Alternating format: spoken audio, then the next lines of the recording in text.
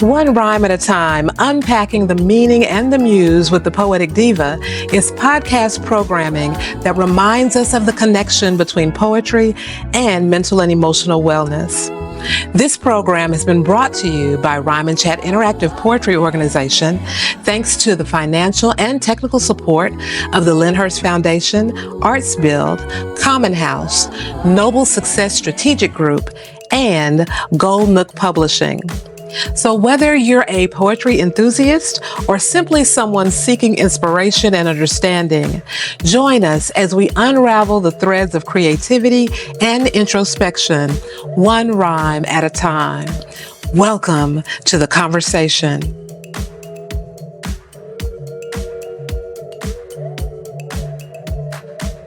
Welcome to One Rhyme at a Time, Unpacking the Meaning and the Muse podcast, where poetry meets mental wellness, right here in the heart of Chattanooga, Tennessee.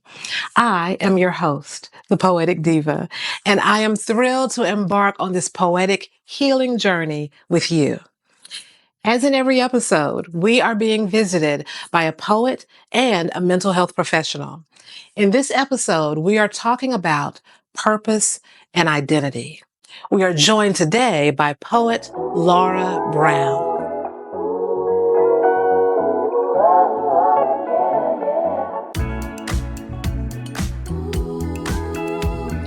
Laura Brown is an author, teacher, speaker, publishing coach, and creative strategist.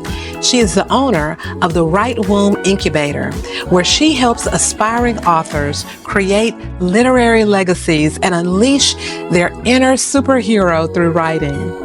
She is the founder and coach of Wells of Truth peer-based Bible coaching group, where she teaches students how to study the Bible using diverse techniques. Laura's humor, quick wit, and creative delivery style keep listeners engaged with the message and connected to the messenger. As a wife, mother, grandmother, and Air Force veteran, Laura offers a well-rounded view of modern-day issues. Not one to shy away from taboo topics, Laura has been described as transparent, shocking, entertaining, and raw. She has a heart and a gift for helping her audience discover their purpose and unleash their potential. Laura's ability to present her message in straightforward terms will transform her audience's mindsets, challenge them to conquer excuses, and equip them with a strategy for success to inspire them to live victoriously. Laura is a native of Toledo, Ohio, and now lives in Chattanooga, Tennessee. She is married to retired Air Force Chief Wayne Brown, and they have 3 children, 3 granddaughters, and 1 grandson. She enjoys all things creative and planning Pop and Nana surprise adventures for her granddaughters. Join me in welcoming Laura Brown to One Rhyme at a Time. And we will now hear from Laura Brown as she shares her poem with us, My Muse II, Reconciliation, on One Rhyme at a Time. Our split was quick, silent. A hot blade through ice cream. 20 years melted. I drifted, ashamed. She no longer fit my new, born-again life in that old-time religion, full of rules, don'ts, and do's. You can say this, never say that. So I cheated with artificial inspiration, like painting by the numbers instead of the heart. Exchanged the untamed, exotic unknown for docile ink pecks of expected meter and perfect rhymes. She sat on the shelf of my rejection. Dust mites dancing in the light, her only companions. Her once glitzy garment glittering like morning dew, now muted by neglect's cruel light. She waited like a flower awaits spring to bloom, whispering my name, sobbed, a mother's lullaby, ensuring her voice remained tattooed on tendons, muscle, flesh, and bones, a poetic promise engraved on stone. My pen howled her name, Leora, Leora, Leora, like a wolf under night's pregnant moon. She soared from her dust-ridden shelf like a mother sparrow to rescue me from the blank page, praying on my barren womb. No prayer to save me. She never asked for apology or excuse, content with the intent to dance once again with my pen, each stroke a step in a silent salsa. Our words sprawled across the page, wildflowers and untamed metals. The scratches of my pen glistened, line upon line, the afterglow of makeup sex on ink-stained sheets of paper. So, Laura, thank you so very much. Let's give her a round of applause. Thank you so much for being here with us. So, let me start with the obvious question. This particular poem is entitled My Muse II, Reconciliation. So, tell us about My Muse I and how we got where we are now. Well, my Muse one was explaining the breakup in depth and how it happened. And then my Muse two was the reconciliation 20 years later. And the poems weren't made 20 years apart, but the reconciliation happened roughly 20 years after that. I got to stop writing for 20 years. So, what was the thing that got you to where you actually put pen to paper to write this poetry? Actually, it happened in 2016. Erica Roberts did a poetry workshop called Main Street on Wednesday. That's where I first met you. Yes, I was there. And she had some prompts and things like that. And I think one of the prompts was about the muse. And I realized that I hadn't spoken to my muse in 20 years. And so that kind of inspired that, I could, pinpoint the breakup and, what happened and things like that. So it was during that workshop that kind of reawakened her. There's a line where you say, I cheated with artificial inspiration, like painting by the numbers instead of the heart. Expound on that. So what happened was when my muse became silent, and this is a sad thing to say, was when I got saved and got into church. And so my writing before then was just, once again, untamed. I was just, evocative, provocative, and things like that. And then you come into religiosity with, like, say, these rules. And so when I did write, it was always for, some program on Mother's Day, Kwanzaa, Black History Month. So everything was just in this box, and everything was rhymed and cute and bone meterized and things like that. And so it wasn't inspired by what was in me. It was some outside inspiration. We want you to write this for this. Right. And so, I can. And our poetry turns out different when we're writing in a box, when we're writing based on a theme of a program. Doesn't mean that it's still not good and powerful and impactful, but it's different when it's in that aspect as compared to coming from the heart. How does it feel? How do you know that you're truly writing from the heart? When I get to the point where I don't care what people have to say about it. I'm in this master's program focusing on poetry, and I'll be finished actually this Sunday is my completion of my thesis.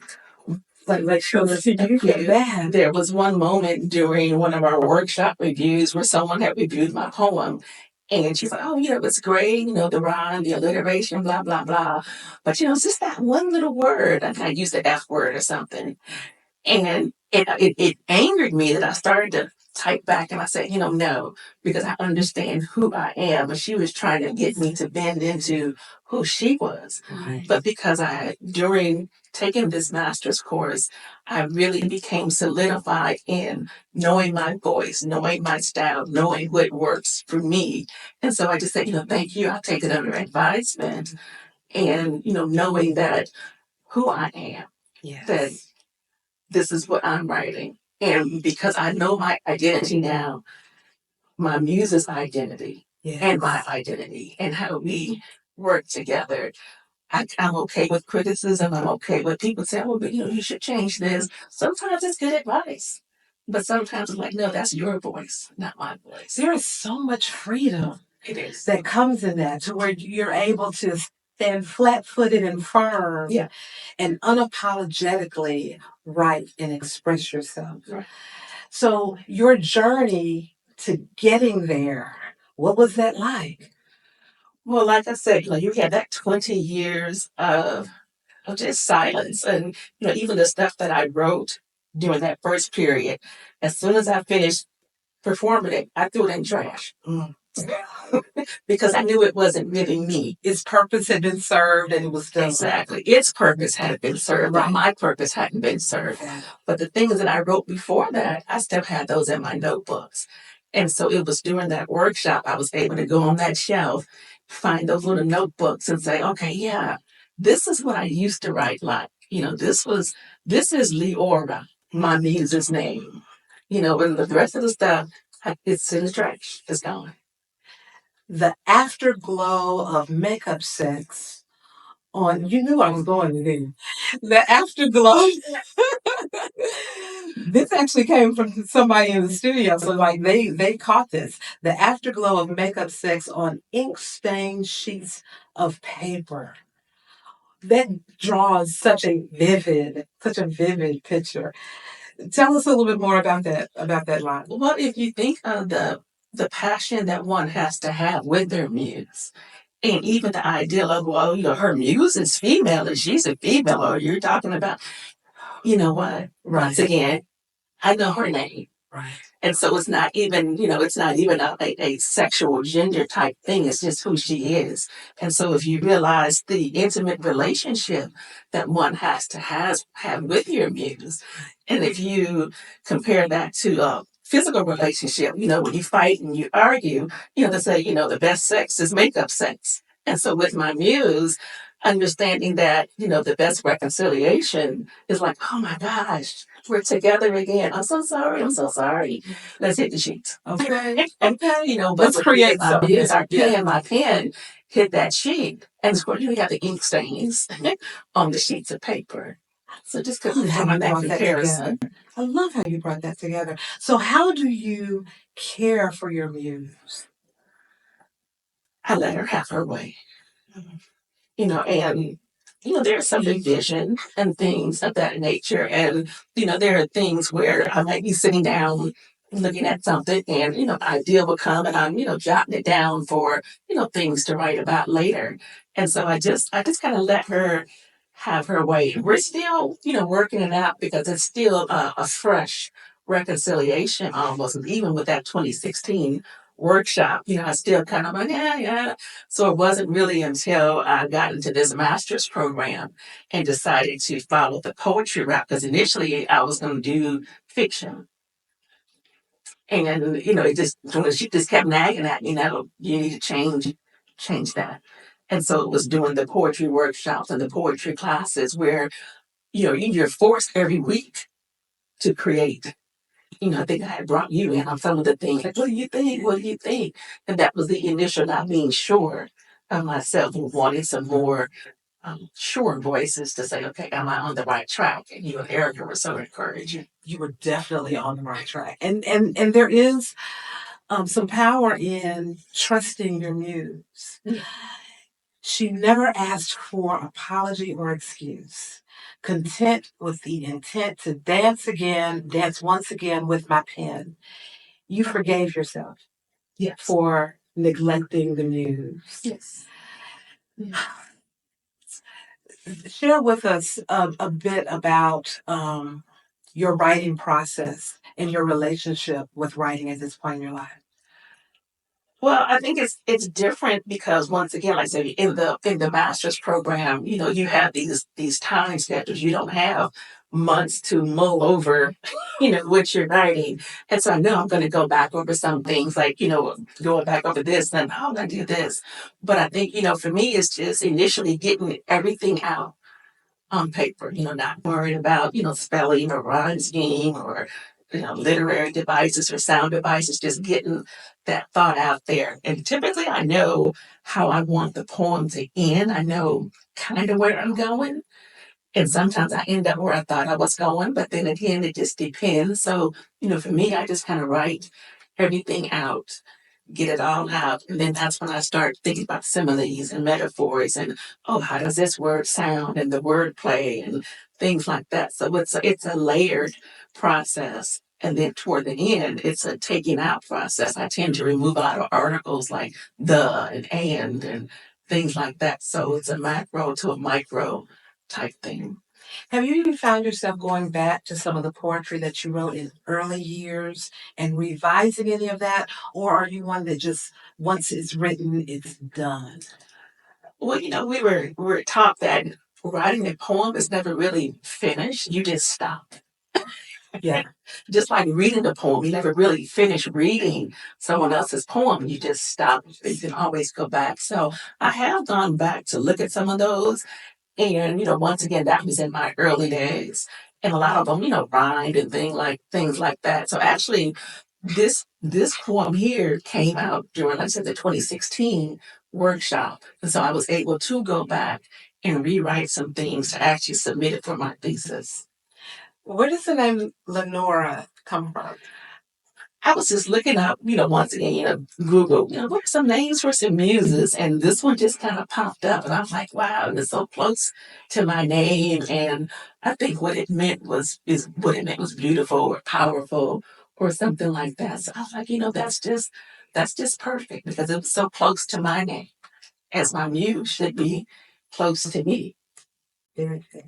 Are there any parts of this poem that you would like to tell us a little bit more about? Any of the wordplay, any of your word selection?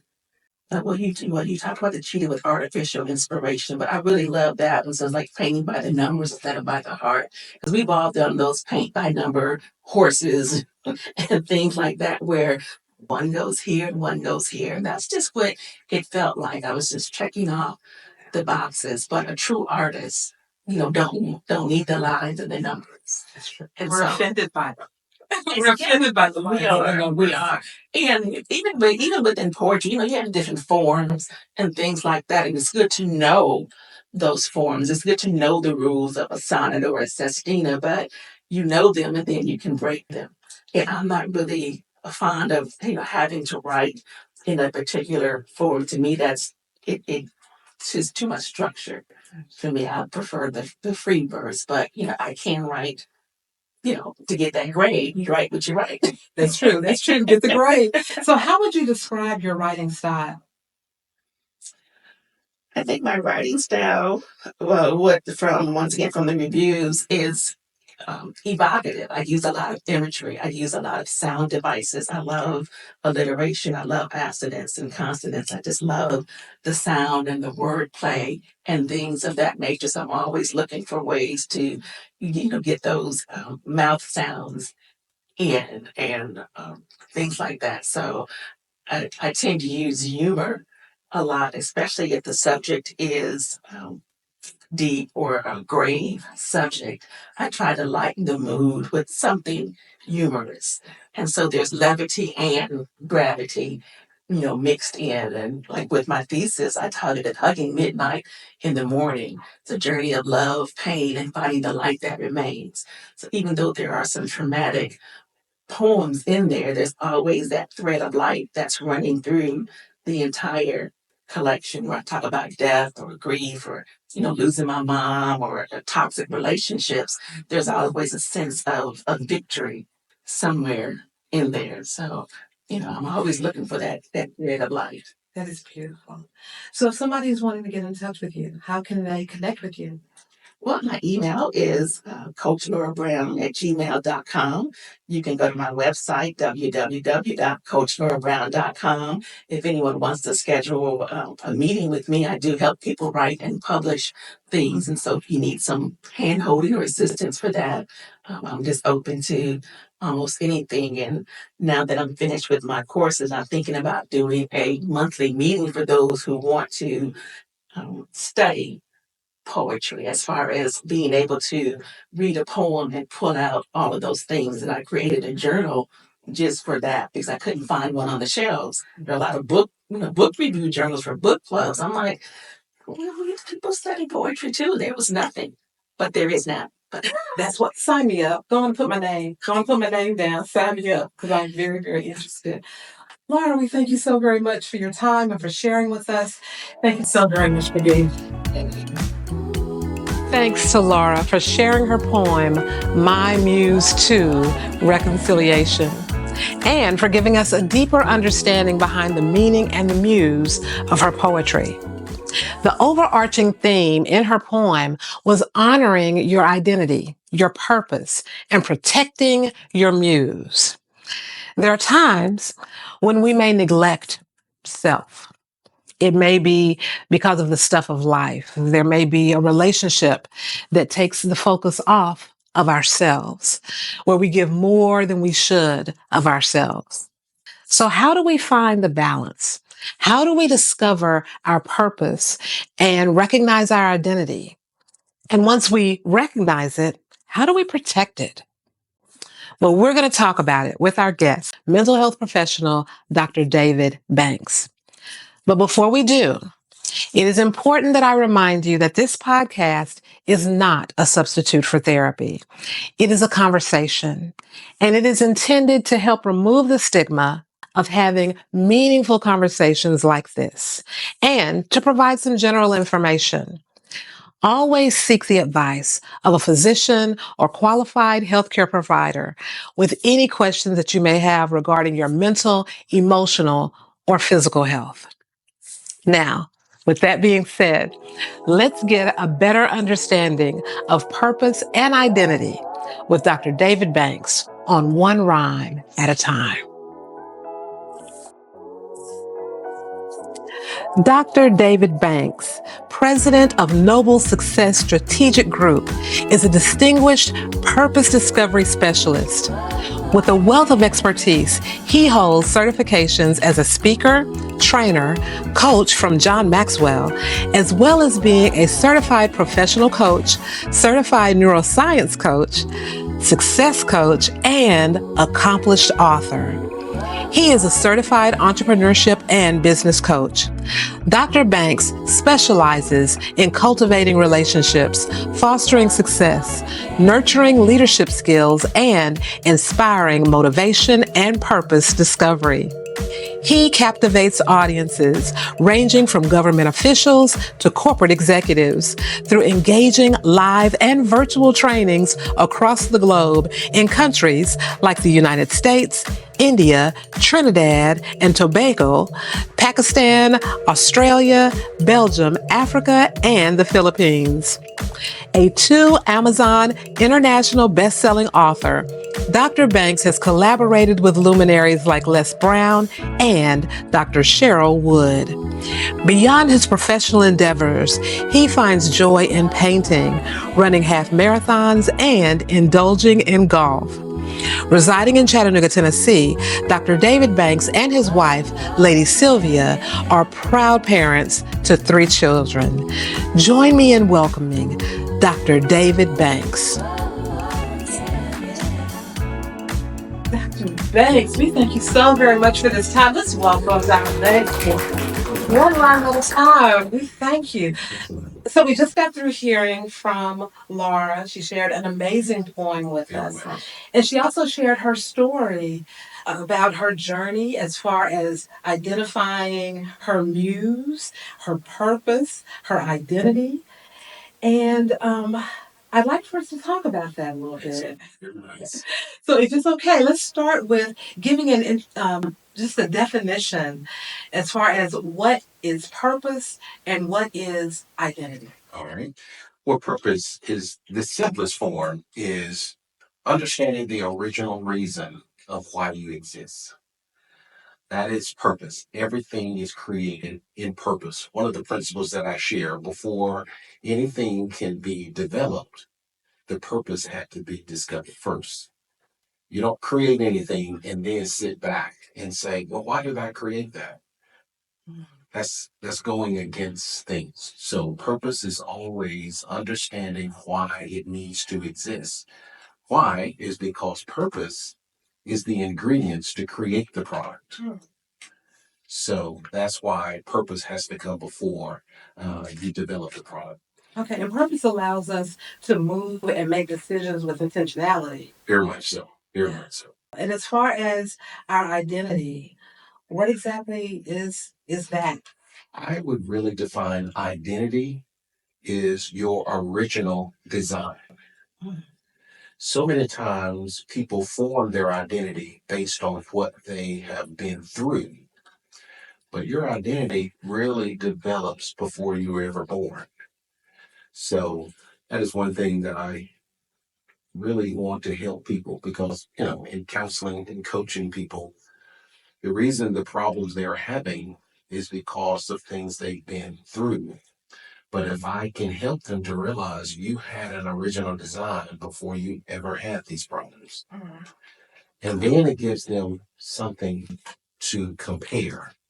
But if you think that your identity is based on what you've been through, you don't have anything to compare. So you think, I'm always going to have to deal with problems and go through that. And once it hits your identity, that's how you see yourself. So that has to be changed. That is truly powerful because in a lot of cases, I believe we view ourselves through this lens based on trauma, Exactly. based on the way that other people have treated us, based on the way that society looks at us and things of that nature. But that's not really who we are. Exactly. I love to give this example with people. Let's say I came here and it was raining and I didn't have an umbrella. So I got wet and I've never met you before. And I would say, hello, I'm Dr. Banks. I'm a wet person. You think, why? And I kept emphasizing, I'm Dr. Banks. I'm a wet person. You're thinking, what? He's not a wet. That's not who he is. That's only what he's been through. Yes. So that is something that people need to understand. They tend to think whatever they've been through, that's who they are. No, no, no. That is only what they have been through. Whew. So, when you have an opportunity to meet with someone, because I know that you do counseling and things of that nature, what are some of the things that you encourage people to think about as they are trying to determine who they were created to actually be? Well, there are two things because most of the people that I'm working with have been through some type of traumatic issue in their life. So I have a tool and a technique to help them to kind of process that. I have them to kind of talk about the incident, whatever has happened, talk about the feelings from that event. Now, your feelings are going to start dictating to you who you are. So it's a process like this in your mind. I've been through this. This is the way I'm feeling. So if I've been through this, I feel this way. I must be this. And that's what your mind is saying. So if I was molested when I was young and I'm feeling shame, I'm feeling ugly. All right. So you're going to conclude, then I must be a mistake. I'm not good enough. And that's where that label comes. And that's what people start to form their identity. I'm not good enough. Yeah, so how do we break that cycle? How do we come out of that? Well, first, you have to understand that's how it's happening. And then start helping people to understand, all right, before the incident, there's this word called original design. See, that came before because most people, they only have a memory of this, what happened. So one of my techniques is to help them to realize before you had an incident of whatever, there was an original design and helping them. But I have to help them to deal with this and then start. And one of the techniques, once I get them through that, is definitely helping them understand what their purpose is. My mind, as I'm listening to you talk, my mind goes to my daughter. So when my daughter was 1, 2, 3, 4 years old, she was a social butterfly. She was the loudest one in the room, very loving and running up to people and never met a stranger and compassionate and no shame. She was just bright. When she hit about 7 or 8, I started seeing a change where she kind of like started to cocoon a bit and kind of soften herself. Now she's gotten older. My daughter is an adult, and as she's gotten older, she's reconnected to the child, and she is coming back into that. But it makes me think about when we start hearing from, especially children, like kids can be so cruel. Start hearing from outside forces negative things that aren't even true about you. We start putting that on.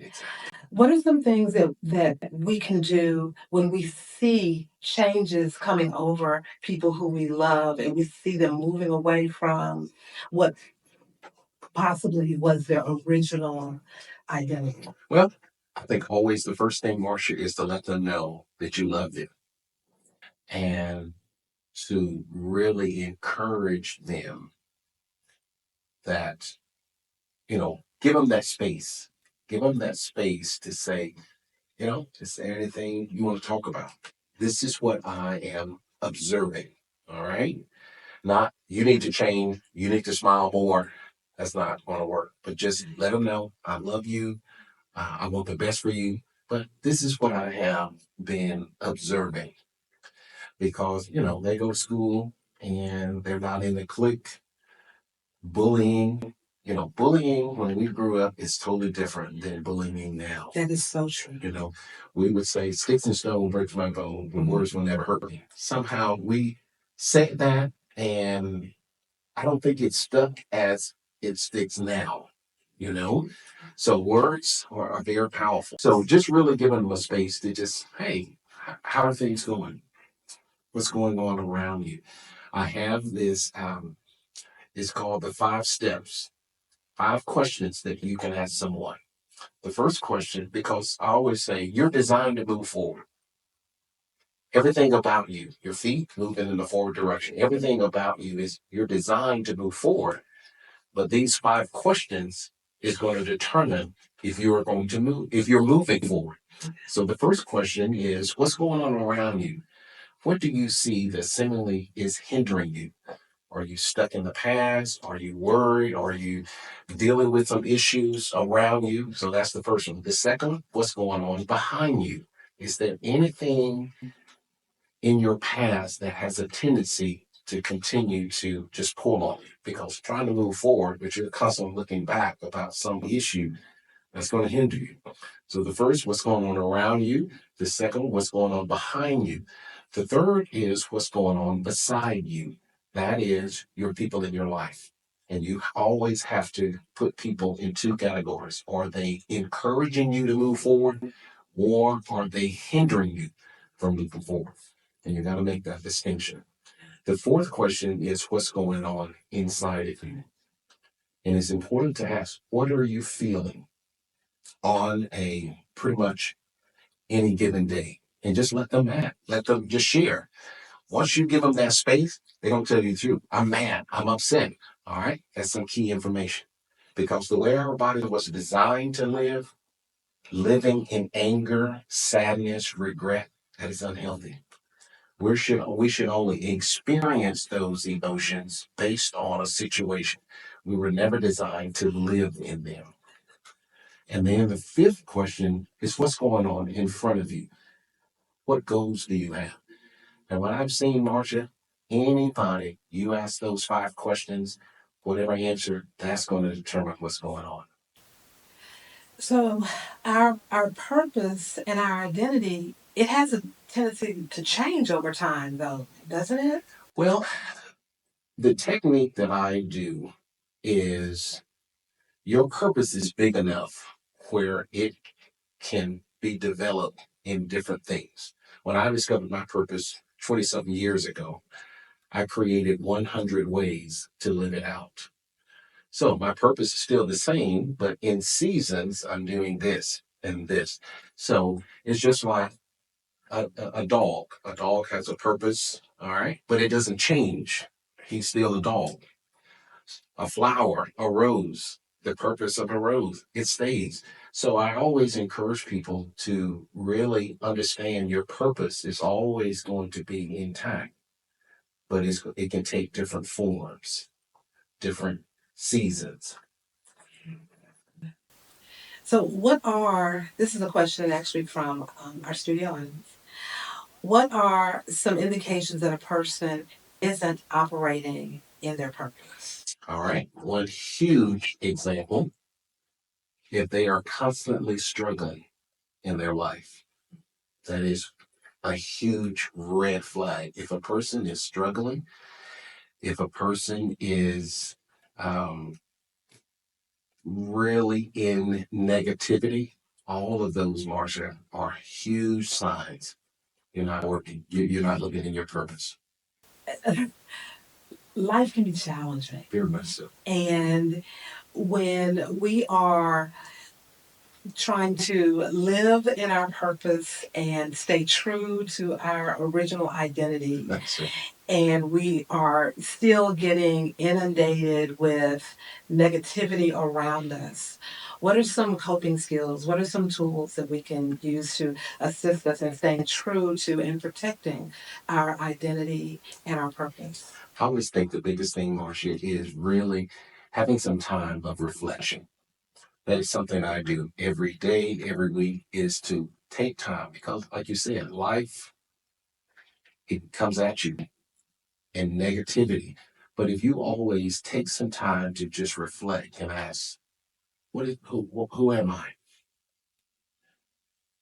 And understand the way you were originally designed, everything inside of you has the wherewithal to deal with whatever is around you. I'll say that again. Your original design, you were originally set up. Whatever is inside of you has the power and the wherewithal to deal with whatever is around you. So once you understand that, hey, this is coming at me, this is coming at me. Wait a minute. The way I'm originally designed, I have the wherewithal to deal with it, to confront it, and to get through it. Because whatever you don't know what's inside of you, whatever's around you, can really get to the point where it can control you. And I will tell you, this is one of the reasons why I believe that it's so important to have counseling, to have therapy, to have someone, especially a professional person, to be there for you, because they will be able to kind of identify things when we're getting, pulled astray, and then also remind us of those things. Because as I'm listening to you, I'm like, oh, I need him to just play in my ear every once in a while, just remind me of some of those things. So if people are needing to get in touch with you, what is the best way? Noble Success Group. D as in David, B as in boy, IZ at gmail.com. So Noble Success Group, DBBIZ at gmail.com. So they can email me and I'll help them in any way I can. We thank you so very much for your time and for your wisdom and your expertise, and for assisting us in identifying our purpose and our identity and also protecting it. Thank you so very much for your time. Pleasure.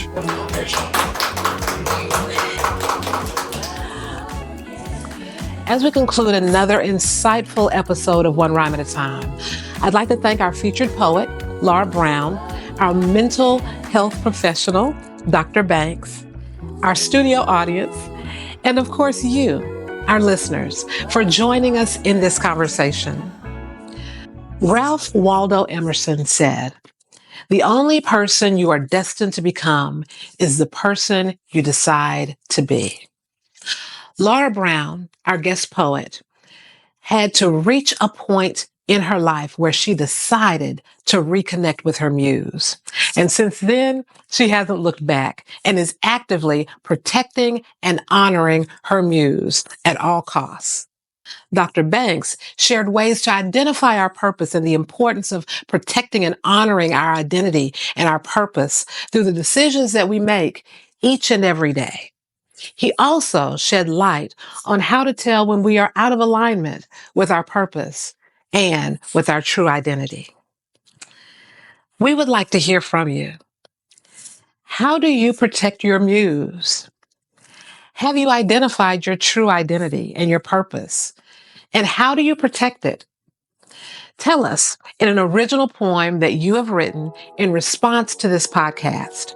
Submit your poem to rncpoetry@gmail.com for the chance to have your poem read on an upcoming episode.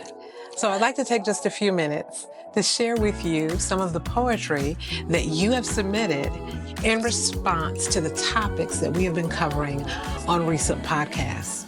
This first one is sent in by Bill from New York, and he was inspired by our episode on grief. This particular poem is about his brother and his father, who both died of 9/11 cancers, and how a family fight tore them apart, and they never had an opportunity to resolve it. And then it was too late. There's a different type of grieving that takes place when it is accompanied by feelings of guilt, or if there's a situation where you didn't have closure.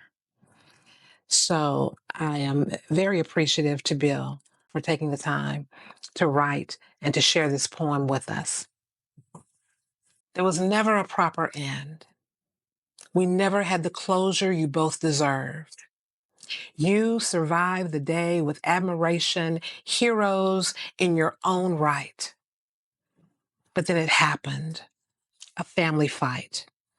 We didn't talk, we grew apart. Stupidly, I was okay with that. But then it was time, and you were going to die. My brother, then my father. I couldn't see you as you took your last breath. My punishment for all that. Now that you're gone and time goes by, not another minute to buy or rewind time. All I can do is stand from afar and say goodbye. That was a poem submitted by Bill from New York in response to our podcast on grief. I encourage you to check out that episode. There's a poem that was submitted by a listener, Kim from Arkansas, and she is sharing a poem that was inspired by the podcast dealing with fatherhood and reconciling expectations. And she stated that this is in honor of her husband. And it's entitled The Weight of a Crown. He wakes before the break of day, his dreams still tangled, tucked away, a breath too short, a mind too wide, a king, a man with none to guide. The world demands, oh, how it calls to stand up straight, to never fall, to work the grind, to wear the smile, to carry burdens all the while. He bears the weight of many eyes, his woman's hopes, his children's cries, the job that drains, the bills that bite, the family tree that leans at night. He's told to lead, to stand up tall, to never crack, to catch the fall, to fix the breaks, to seal the leaks, to give and give, though none may speak of how the man behind the grin is fighting wars he holds within. He prays in silence, whispers low, his voice a tremble few will know. He cries in quiet, in the dark, the tears a language soft and stark. He writes his sorrows into lines, the ink, the page, the hidden shrine. He closes eyes, breathes in, breathes out. He meditates through fear and doubt.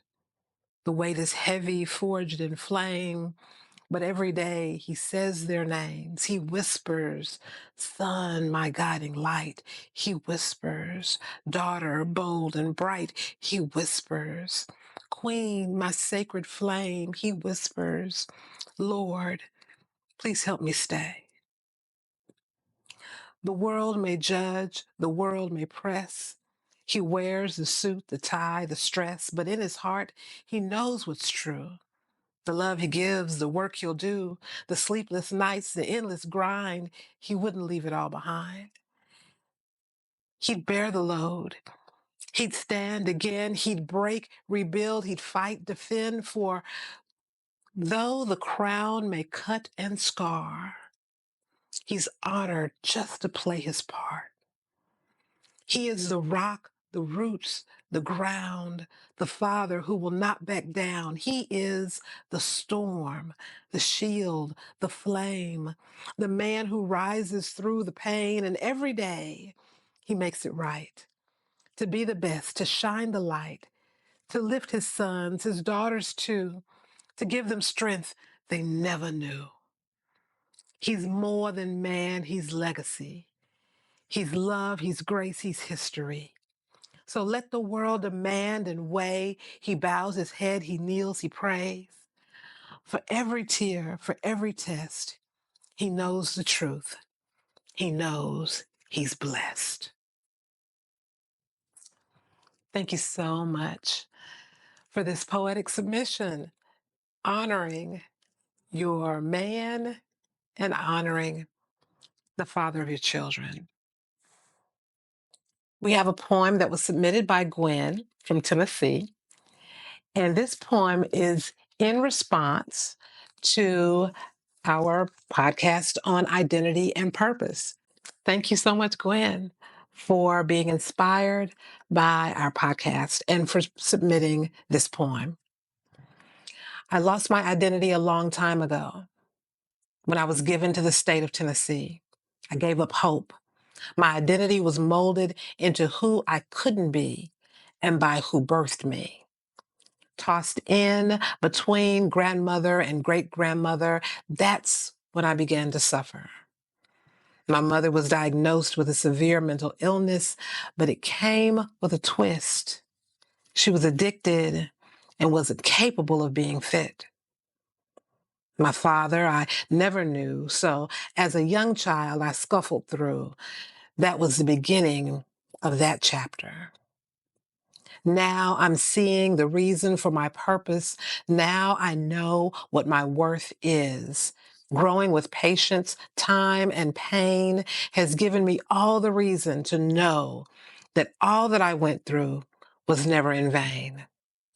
So I've decided to never give up, because looking toward my future gives me all the reason to embrace my identity and purpose as a poet, a poetess, a writer, a fighter, a Black queen who will never give up my predestined title. That was a poem written by and submitted by Gwen from Tennessee, and it was inspired by our podcast on purpose and identity. And we want to thank Gwen for taking the time to write and submit poetry and recognizing the healing properties of creative expression. Just being able to get your thoughts out and put it on the page, and then being brave and bold enough to share it with other people. That's what helps us connect. And it also helps us on our healing journey. So thank you, Gwen. There's another poem that we've received that was inspired by the podcast on purpose and identity, and it was submitted by Tierra in Tennessee. Someone told me, your passion is what you love to do. Your purpose is doing what you love to glorify the Almighty. I love poetry. I can write about anything, and I choose to write what's real. I love taking others on a journey. In a world where everyone is wearing a mask, God challenged me to show the world something real. And that's my purpose, to say the things that no one dares to speak of, because that's how we heal. I've loved and I've lost, but I live with an open heart. My purpose is in who I am, who God created me to be. I will never stop writing poetry. I will never stop singing, and I will keep sharing stories. It's my purpose. It's my passion. I am exactly where I'm supposed to be. Thank you, Tierra from Tennessee, for sharing this poem, Passion and Purpose, inspired by our episode on purpose and identity. It is a beautiful thing to get to the point to where you know what your purpose is, what your true calling and reason for being is, and to stay true to that, to protect it and to function in that. And poetry is a powerful tool to communicate the hard things. And so thank you so very much, Tierra, for sharing your poem with us. There's one final submission that I'd like to share, and it is actually an anonymous submission, and it's inspired by the episode on narcissism, psychopathy, and sociopathy. And it is entitled, "The Woman Who Survived the Night." She met him in the shimmered glow, a man of charm, a prince in tow, his eyes like stormlight, soft and wide, the devil's whisper dressed in pride. His words like rivers flowed so sweet, she danced in lies beneath his feet, believing love had found its way while shadows grew in bright array. He mirrored all she longed to see, a glassy lake, a symphony, a tender hand, a steady gaze, the keeper of her future days. But time, oh time, that wicked friend began to shift, began to bend. His voice grew sharp, his silence deep, his heart a blade too cold to keep. He spun his web of quiet schemes, withheld his warmth, dismissed her dreams. He built a world where she could not, a castle made from all she's not. Another woman waiting near, a secret whispered cold and clear. He packed his life in boxes tight and left at dawn without good night. She stood amidst the hollow air, the empty rooms, the vacant stare, and though her heart had cracked in two, a quiet voice inside her knew.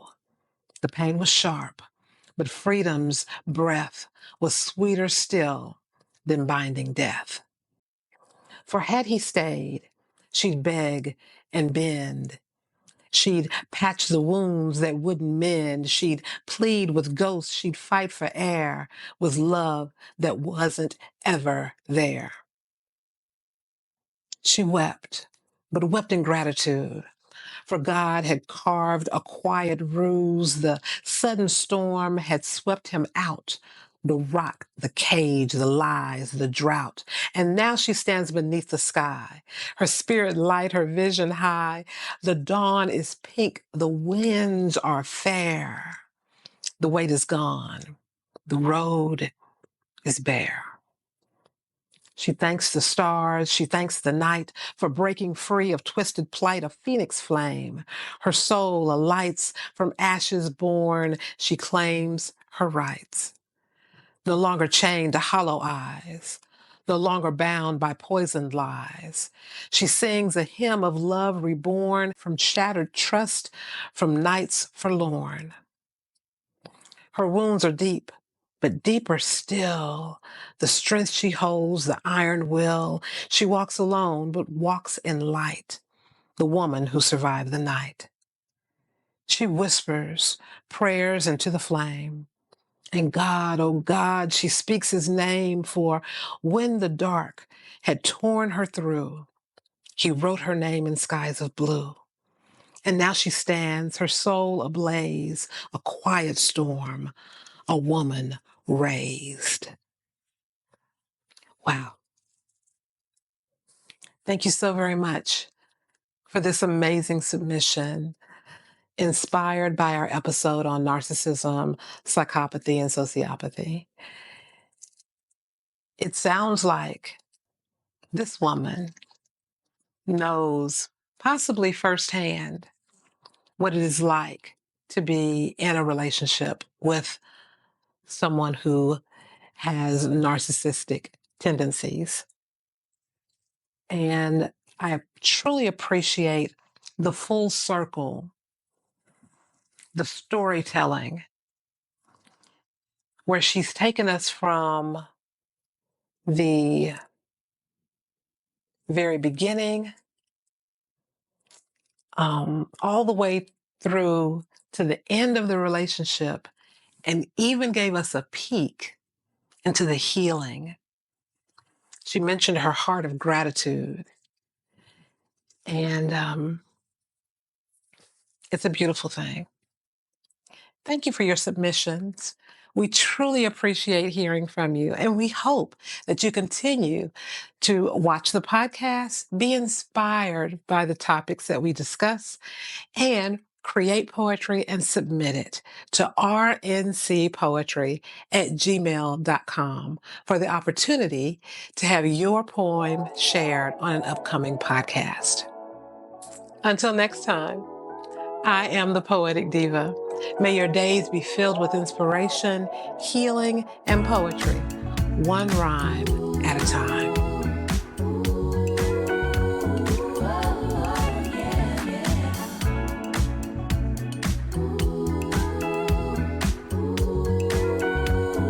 One Rhyme at a Time, Unpacking the Meaning and the Muse with the Poetic Diva, is podcast programming that reminds us of the connection between artistic expression and mental wellness. This program has been brought to you by Rhyme and Chat Interactive Poetry Organization, thanks to the financial and technical support of the Lyndhurst Foundation, Arts Build, Common House, Noble Success Strategic Group, and Gold Nook Publishing. Thanks for listening. Don't forget to subscribe, rate, share, and leave comments for us on your preferred podcast platform. Your feedback helps us as we continue to bring you meaningful content, one rhyme at a time.